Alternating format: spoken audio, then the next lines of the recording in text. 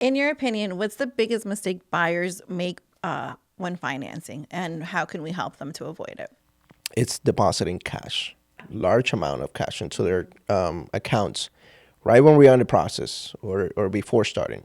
So that's why when I approve or pre-approve someone, I specifically inform them. But even so, after you tell them, people still do it for some reason.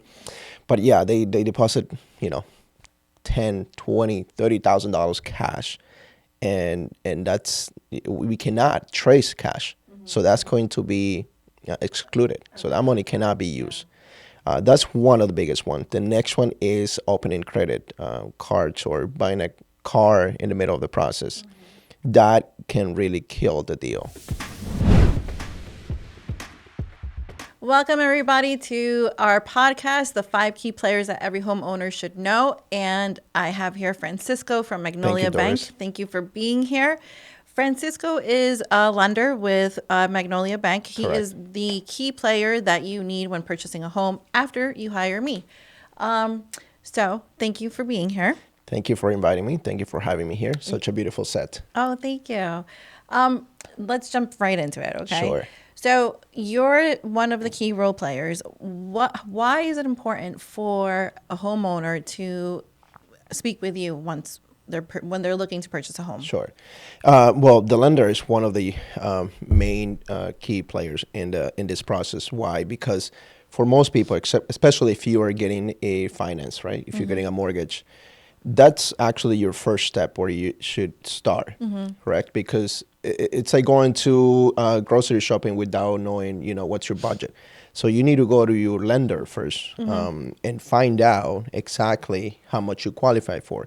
And if you qualify, because you're going to be looking for houses and not knowing if you're actually qualified or what's your budget, right? Because when you go, you might qualify, but you don't know if that's actually too much money, depending on what you're planning to purchase. Right. So it makes sense, right? You want to know how much you can afford before you start shopping. Correct. It's like for anything else. When you go grocery shopping, when you go buy something, you want to have that cash in hand. Exactly. Yes, because the lender is going to tell you, you qualify for this amount, but you not might be comfortable with the actual monthly payment, correct? Because you can qualify for a certain amount, but personally, you may not feel comfortable with that amount, so you go with a lesser purchase price. That makes sense.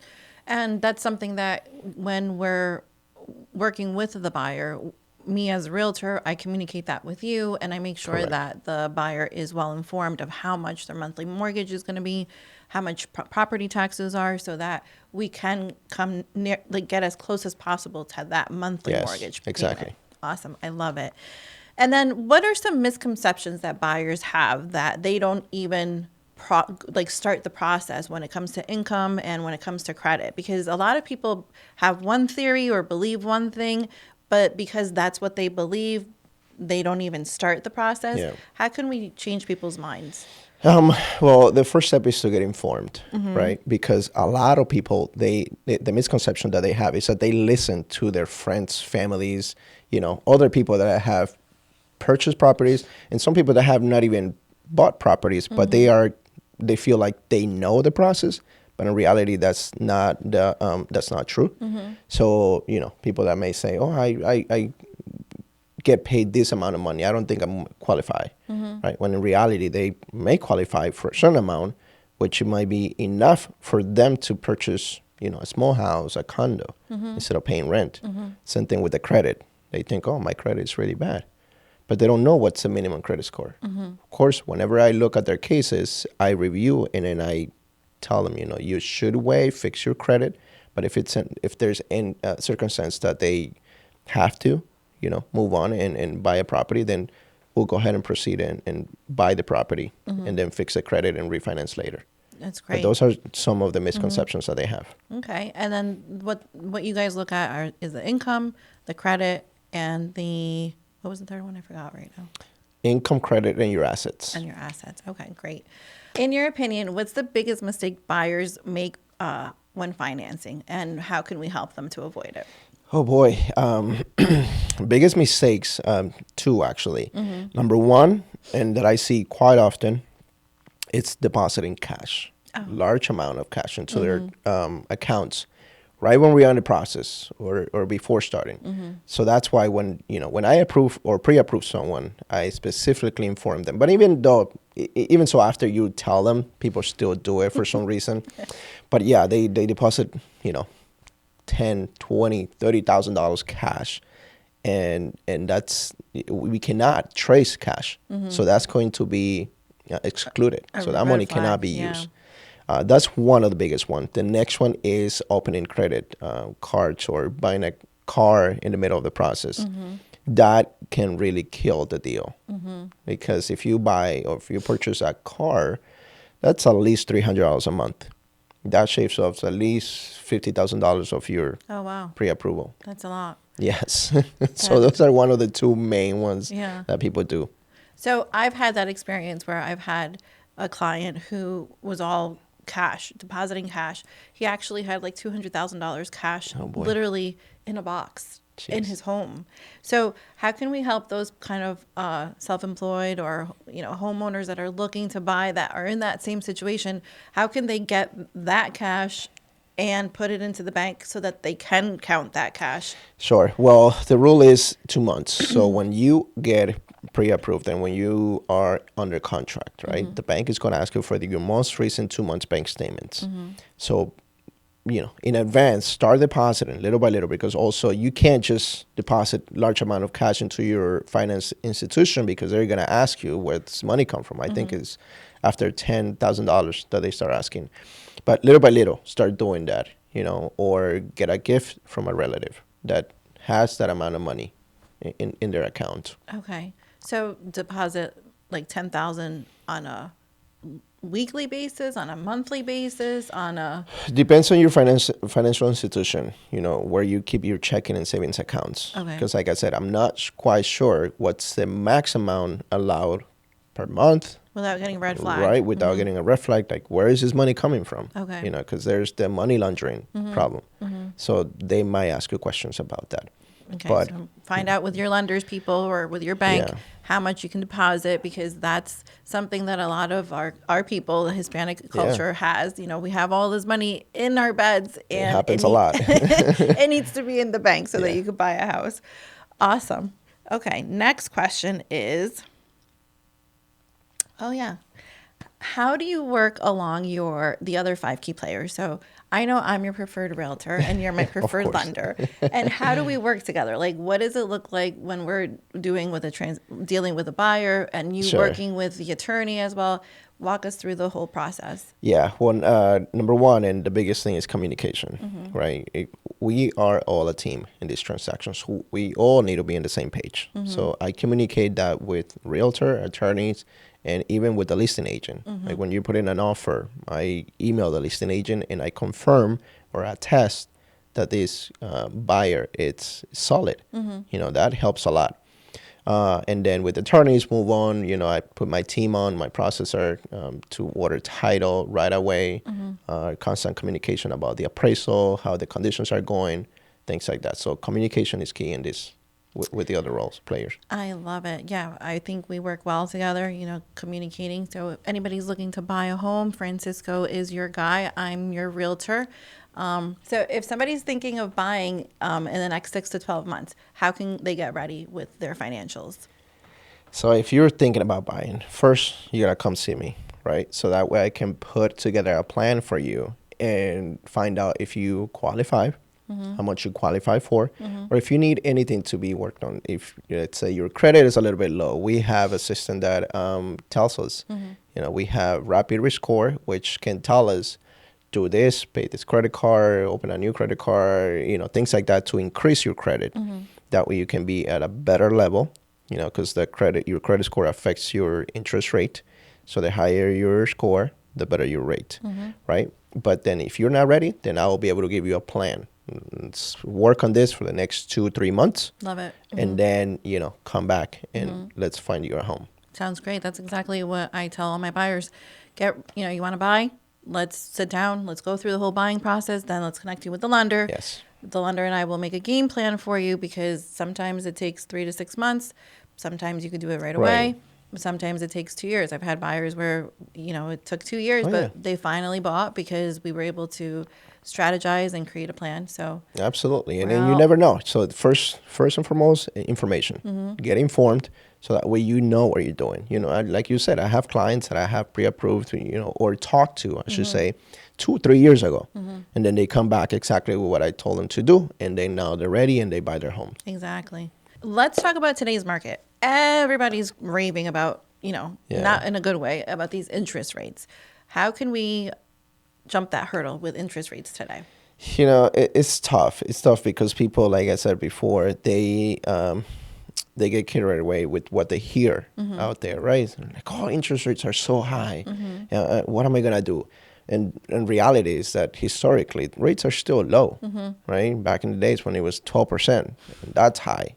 So 7%, it's not that bad. And what people forget, and also there's another misconception, is refinance, because like I always say, and everybody in the real estate business, at the beginning I didn't like to say that because it felt like everybody says it, that the best time to buy is now, But it is. is true, right? Because you never know what's going to happen in the future with anything. Your health, your job, the market itself, right? Look at the people that didn't buy 3 years 3 years ago, where they said that the market was going to crash, that the properties were going to go down, and now they're out of the Equity. market because now the rates went up, property prices they keep going up, so now they're left out of our house. So if you're ready right now, financially ready, your credit is where it needs to be, and you have the funds to purchase a property, then do it now. Don't just focus on the rate, because there's also your family involved, the future that you're going to provide to your family. And at the end of the day, you're still going to pay rent, right? Rent is so high where we live in Connecticut. You might as well be paying a mortgage with that. And you are putting money into your property. You're not just throwing it away. Right. So don't focus just on the rate. Exactly. Focus on your goal and your future, what you want to do. And then later on, when the rates go down, you can refinance. And what I like to tell buyers is also, let's not focus on the rate. The rate is important, but at the end of the day, it's that monthly payment that counts the most. Correct. So when we work together with the buyer, it's it's making sure that monthly payment is what they can actually afford. Yes. So that's my one-liner. Is it what's more important, the interest rate or how much you're paying a month? Exactly. That's awesome. And then what are some loans that are out there right now that a lot of home buyers or first-time home buyers can take advantage of that people might not know? Sure. There's several different programs. The most preferred by the first-time home buyers is the FHA. And the reason is because it allows you more pre-approval amount, and also the interest rates are lower. Oh, okay. And it also allows you to have a minimum of 580 credit score, which I don't recommend. But again, if you have to, then you can proceed and then refinance later. So it's very flexible compared to a conventional loan, where you need to have a minimum of 620 credit score. Well, that's with me. Some other lenders require 680. Okay. So again, we go by the guidelines from the government. Okay. So that's all we have. And also, another thing is that most people don't know that with a conventional loan, you can also do, in some cases, 3% down, which is very minimum. So if you have excellent credit score, you can apply for this 3% down payment, right? And it's conventional. It's a conventional. It's two programs, Home Ready and Home Possible. Okay. So it's a very awesome program. But again, you need to have excellent credit. And then Well, excellent credit being 620 or above. 700 and up. Because the reason why is because the PMI. So whenever you put less than 20% down on a home, you're going to have PMI, private mortgage insurance. And the PMI on a conventional loan is attached to your credit score.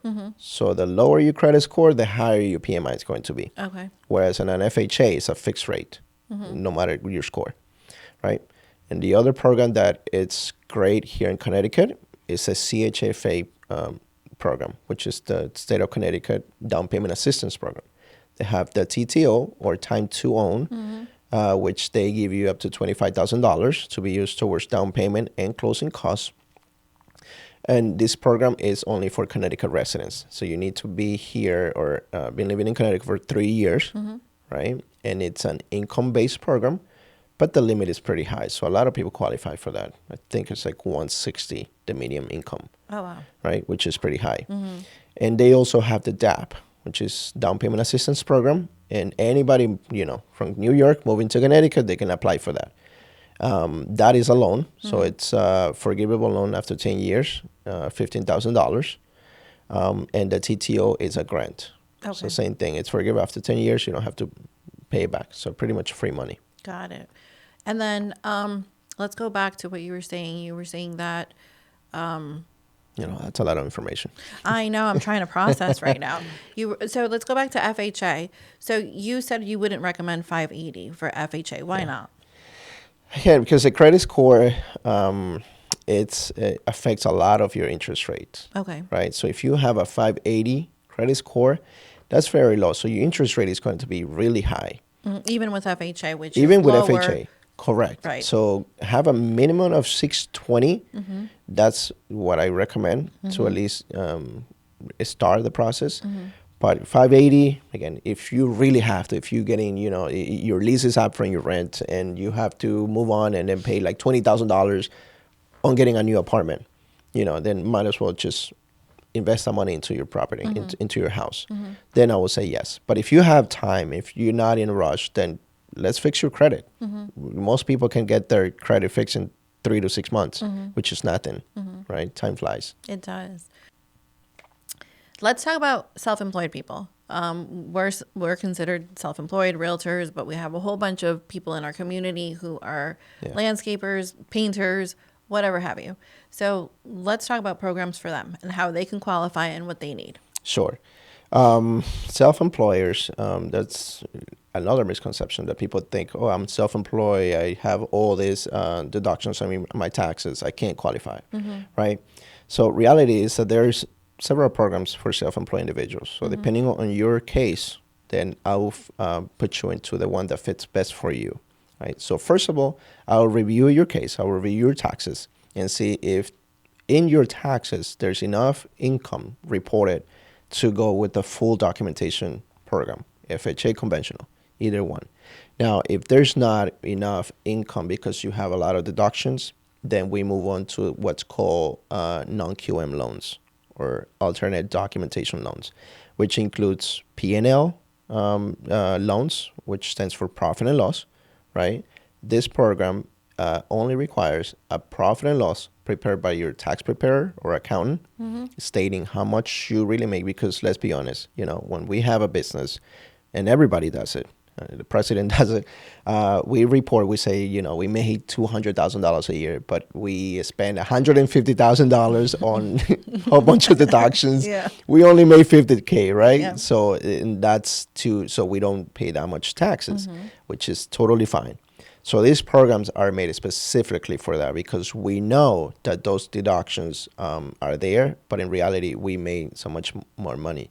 So the profit and loss will specifically tell how much you made gross, the deductions you have, and the net income. So as long as this document was prepared by your your accountant, then that's all we need. We don't need your taxes. It's not tied to your taxes. So you don't need to worry that, the IRS, what's the IRS going to say? No, this is a separate program, not tied to your taxes. So we're not going to ask for taxes. Okay. The other program is also bank statement loans. So if you have a business and you have deposits every month, consistent deposits every month. Let's say you deposit from your business an average of $10,000 a month, right? For the past 12 months. That's the income we're going to use, $10,000 income. No matter if you, at the end of the month, you stay with $1 on that statement. Okay. That doesn't matter. It's how much money is going in. Okay. That's another amazing program. So, don't be scared. If your taxes show a very minimal income, come to me. We'll talk. We'll look at your scenario, and then I'll be able to tell you, if you qualify with a full documentation or if we can go with the other route. Okay. The only other thing is that for these programs, of course, because mortgages are based on risk. So the higher the risk, the higher the down payment, and the higher the interest rates are going to be. right? So for these programs, they require between 20 and 25% down payment, and the interest rates are a bit higher, 8, 9%, Okay. which is still not bad. Yeah, that's amazing. Okay, so Francisco, you've been in the mortgage world for how many years now? And what made you come into the business of loans? Yeah, I've been in the business for over 9 years now. I started as a processor. And what made me come into the business was coincidence. I think a friend, or I should say, not even coincidence. Everything happens for a reason. I'm a big believer. God has everything under control, and we are where we are by the grace of God. So, my dream career was actually to be in the law enforcement. I wanted to be a police officer. Really? Yes, I lived in Stanford for 10 years, and I applied for the police station in Stanford twice. As soon as I turned 21, I applied. That was young. Yes, I passed the test, and I was put on the waiting list. Okay. Right? And I never got called. You get put on this waiting list, and then you get called as they go. Then I think it was 2 years later that they hire again. So I apply again. This time I applied to a few different towns, Westport, Norwalk, and Stanford again. And again, I passed all the tests, but this time I went on for Stanford. I went the next steps. I got the polygraph test, the medical, the interview, everything. But there was this divine intervention, I guess, if you want to call it. That told me that this was not for me. That I gut had, feeling. yeah, I had like a vision that I didn't, or I shouldn't be a police officer. So that was very troubling for me because, like I said, that was my dream career. I went to school for criminal justice, and that's what I wanted to do. So I ultimately backed out. I pulled out of the Enforcement. yes, I said I rescind my application, and I move on. Very shortly after that, I think it was a year, a friend of mine told me about this position for a bank in Stanford. And I said, sure, why not? Let me try it. And that's where I started the interview with the owner of the bank. And he said, I think you're a little over too qualified for that specific position. He said, let's try this. Okay. So that's where my story began. Oh, nice. In the mortgage business. So I did processing, and then after the bank, I went to Magnolia Bank, where I am now. So I've been there for 7 years, I think. Okay. And little by little, I started, originating. Have a really good relationship with my branch manager, and it's been great ever since then. I love it. And one thing that I love about what you do with the community is you love to educate. Yes. You love to educate the community. I love to educate. That's why we do this podcast, so that the audience can know, how to get their resources. And I love that about you. That's my number one goal, education. When I bought my first home, I wasn't really educated on the process. I kind of left it to my wife to handle the process, so I wasn't really involved. And I felt that there was this, lack of education and transparency, if you want to call it, on what's involved in a mortgage. What am I doing? What am I paying for? What's the limit of my property? So I made it my goal to educate my community. If you look at my Instagram page, it's all about education. I don't talk about anything else. I don't post anything else that is not education every Tuesday, and family as well. And goats. Yeah, that's big. Family. My family is my number one, and then business comes second. I love it. Yeah, you're definitely a family guy. You have a beautiful family. Thank you. And goats. And chickens. Yes, I do. That's a fun fact about me. I have chickens. How many chickens?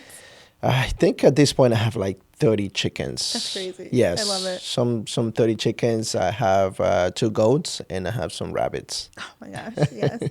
I love it. You have a beautiful family. Thank you, Doris. So guys, if you're looking for a real estate team that is strong, powerful, and successful, and that's going to get you to your goals, I am Doris Tinajero with 5 Stars Realty, and my friend Francisco from Magnolia Bank. Pleasure. You can reach us at, where can they reach you, Frank? Well, they can call me directly, 203-631-0692. That's my direct line. Or, my Facebook page, Instagram page. I'm under Mortgage World with Frank. or email me, frodriguez@magnoliabank.com. Oh, and stay tuned. Every Tuesday you do Tuesday tips, Yes. right? So if you're a little hesitant about if you want to work with Frank, go on his Mortgage World with Frank Instagram page and watch his tips on Tuesday. They're amazing. And that's a wrap, guys. Until next time, I am Doris Tinajero with 5 Stars Realty, Director of Growth, and your host. Thank you. Thank you for having me. You're welcome. Thank you for coming.